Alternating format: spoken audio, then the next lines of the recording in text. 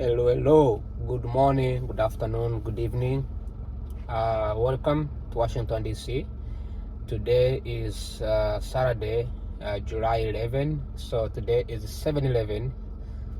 I don't know if 7-Eleven is giving out some free stuff today. 7-Eleven. I didn't know that. They should have some discount today. I'm gonna go check it out and see what they got. But it's Saturday and time is ticking. The clock is ticking, and we're heading toward this July soon. Anytime soon, it's gonna happen like next day. But today I woke up in the morning. Right now it's 8:30 a.m. and I'm going to work. Obviously, it's my Friday today. It's my extra time today, and in Virginia, of course. And as always, this is extremely. Why do cameras in Washington DC just randomly flash? Do they give ticket to everybody? It's kind of strange. These are cameras like everywhere, like just flashing randomly. I don't know if they give a ticket to everybody. So anyways, yeah, this city traffic is very calm. Obviously it's in the morning. The temperature is 79 degrees Fahrenheit, which means that it's going to be very hot today. Around actually it just hits 80 degrees Fahrenheit, so it's going to be very hot today. I don't know, probably around 90. I'm not too sure, but the sky looks brighter a little bit, and so we might see some rain. Maybe I think there's no rain. There's rain today, but there's no rain tomorrow, as far as I know. So today's topic is supposed to be. I woke up last night. Last night before I went to bed, I received some of the good news from the Yahoo News. The good news was that the House just passed a Housing Affordability Act, right? So we have been advocating for. People have been advocating for affordability house. Or the ways to allow Americans to buy houses on affordable prices. So there has been two main bills. One was a housing bill, which is to lower the prices of houses, and the second was the Voters Act. Now, Voters Act was advocated by Donald Trump. He wants everybody to have a voter ID and a registration ID before they can go to vote. Now, I never voted before, but I've worked in polling stations for the American elections, and as far as I know, when you come in to vote, they have to verify you in a system to ensure that you are a registered voter. So, but I don't know if they do extra verifications, because this was in California when I did this. But as far as I know, they do verify to ensure that you are actually a registered voter. All right. For the there's a person reading a magazine in the car. That is very rare. Who's this person is? I would never see somebody reading a magazine in a car. Let me see. I don't know if I can film them, but anyways, that's so cool. First time seeing someone reading a magazine in a car. Usually people are using their own phones. This is the coolest thing to see. So Trump wants everybody to showcase your citizenship before you can vote. Okay, so right now we have like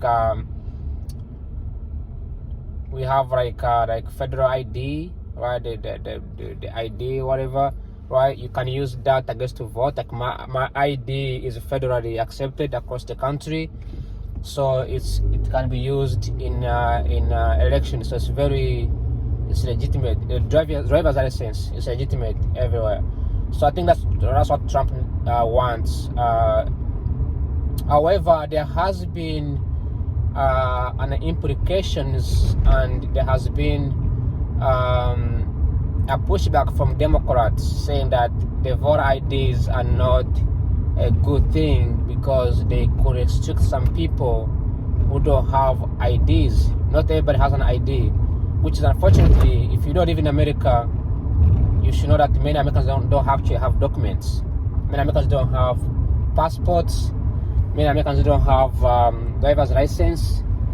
Not every American has the birth certificates lined up, right?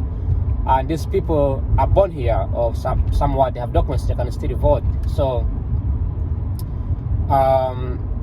majority of Democratic voters are mostly young people, so who turns 18, and every single time in America, this is very common in America, every single time somebody turns 18, they usually vote Democrats. The first thing they do is vote for Democrats. And as they get older, in their 40s and 60s, they usually switch to the Republican. All right, so that has been the case at least for the last decades or so, 2 decades or so.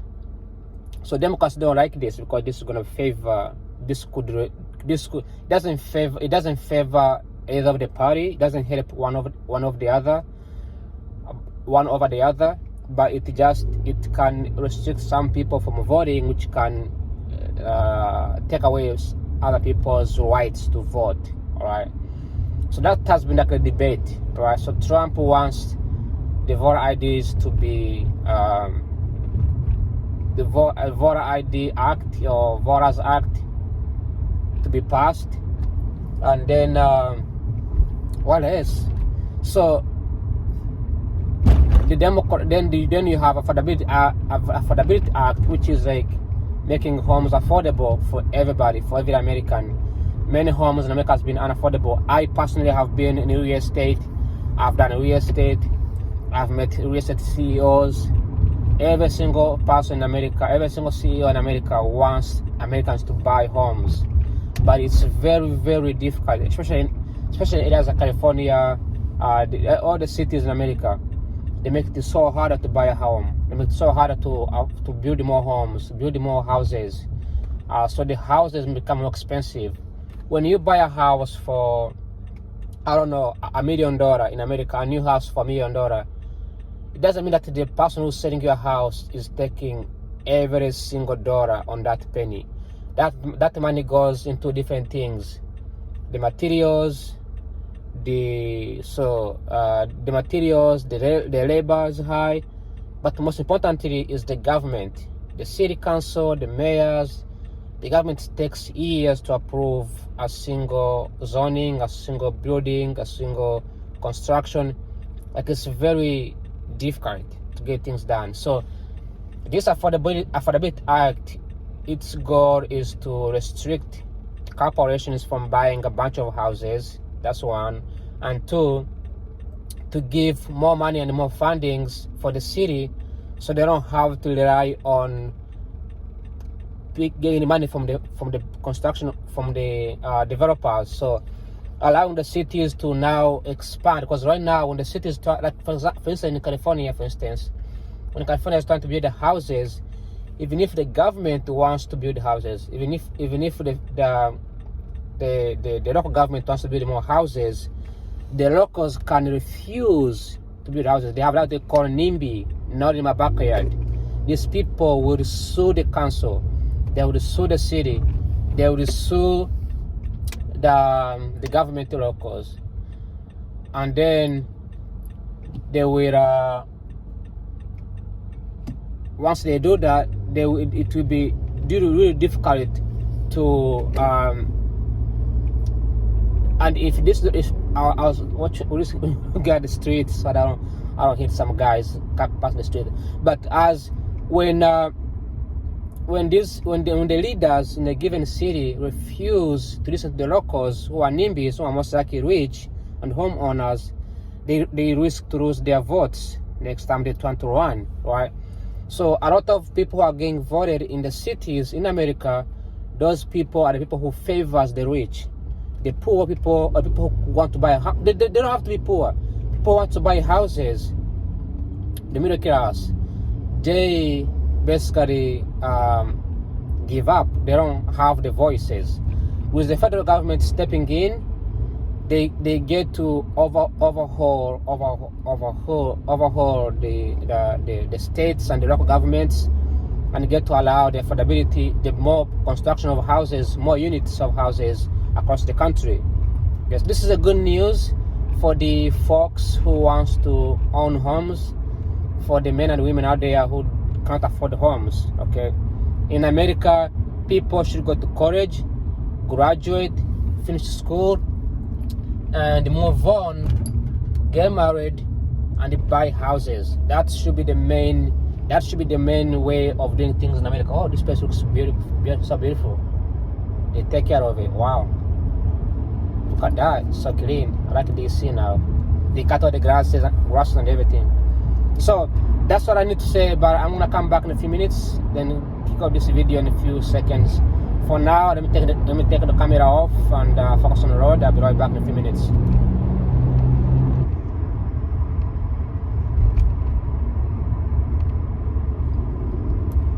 All right, I'm back.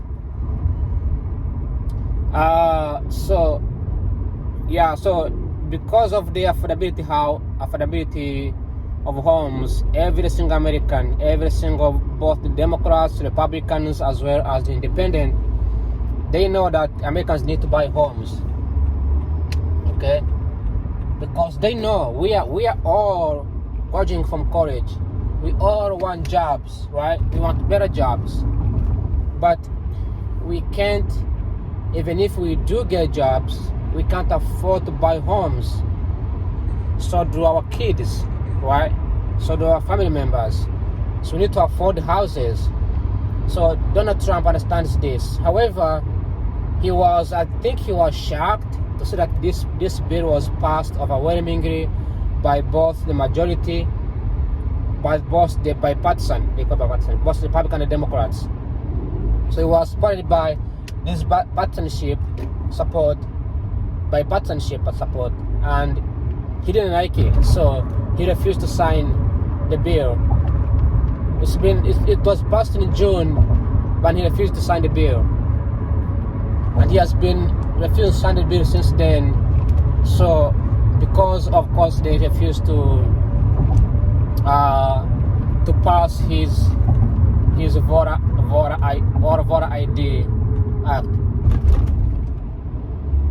So that has been that's the biggest debate right now. But because he refused to sign it, he protested. So it's like, the American president can also protest as well, which is kind of funny. So he protested and refused to sign it. But according to the Constitution, when the president refuses, I don't learn this in high school. That's why I live in DC, right? Didn't teach in high school. Because the president refused to sign the bill and also refused to veto the bill, that means the bill gets to pass automatically, right? Because it doesn't make sense, right? He refused to sign it, and he also refused to veto in a protest. So when it passes 10 days without being signed, it becomes the law. So now the Affordability Act is now a law and will be enacted. Most likely will take place in the next couple years or so. I don't know when it will take place, but it's one of those things that it's one of those problems that you go through every day. Like, I've been questioning myself, how will people afford to buy houses? All right, when things are so expensive, things like housing are so expensive, people who are in higher class, people who are educated, middle class, who work in very high jobs, doctors, nurses, they demand for high raises. They look up for the employers. So the wages go up, the prices go up, right? So the government has to step in and do something about it. And I am more than excited to see that this is going in the right direction. Hopefully that we will have affordable houses and more houses, more supply of units in the near future. So people can buy houses, people can have a place to stay, a place to live, right? So it's a good news. It's a really good news.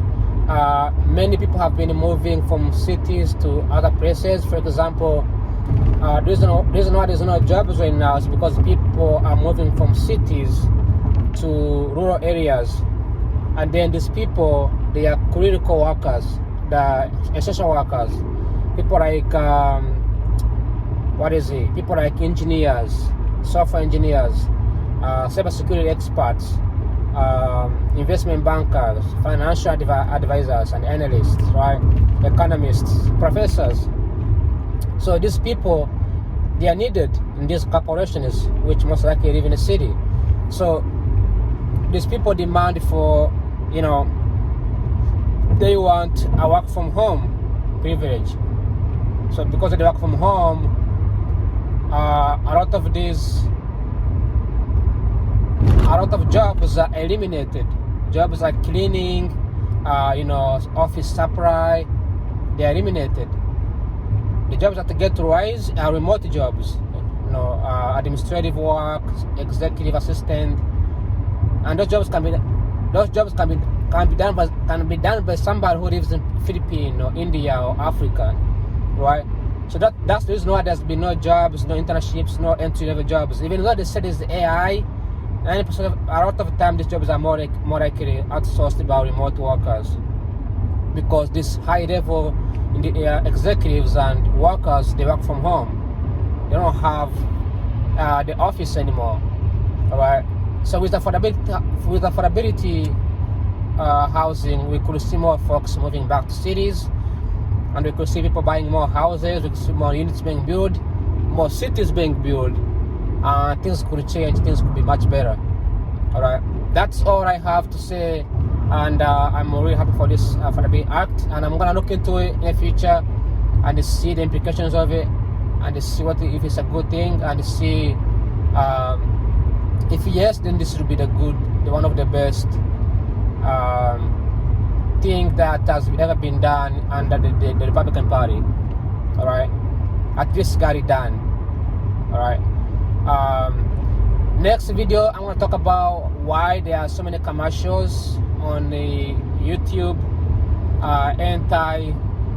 anti-pharmacy commercials, self-driving cars commercials. Those are the commercials have been going bigger. There is so much lobbyist going on in DC right now, and it's very concerning. It's very, very concerning. So that being said, thanks for watching. Like always, bye bye, ciao ciao, and have a wonderful weekend, and I will see you tomorrow. Bye bye, ciao ciao, take care.